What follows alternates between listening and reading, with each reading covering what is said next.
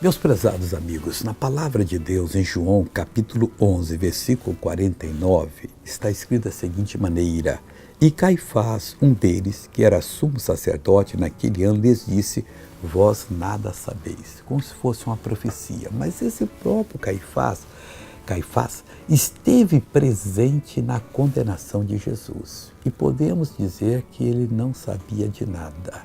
As pessoas que não têm o conhecimento de Deus, isso é muito importante, espiritualmente não sabem de nada. Podem ser muito espertos aqui no mundo, doutores, pessoas de uma capacidade tremenda, mas falta-lhes a unção de Deus para entender as coisas eternas.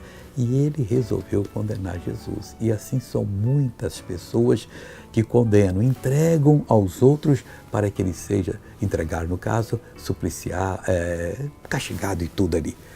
Faz o seguinte, entrega o seu caminho ao Senhor, confia no Senhor, Ele vai fazer de você uma pessoa sábia. Você vai ser vencedor.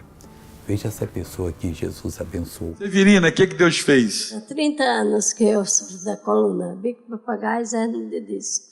Doía muito. Muito, muito. Agora mesmo eu estava sentado clamando a Deus. Amando ali. O que você não podia fazer, Severina? Eu não podia me abaixar. Abaixa agora. Agora abaixa normal. Vai tudo.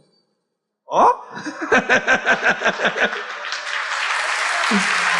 Severina, tem uma moça que estava sentada ali, quando você abaixou retinha, ela...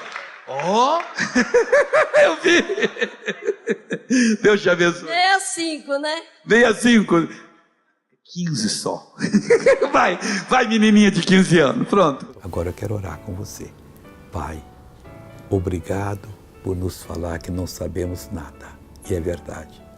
Mas queremos saber o que o Senhor deseja para nós. Nós amarramos toda a força do mal, expulsamos agora, em nome de Jesus Cristo. Amém.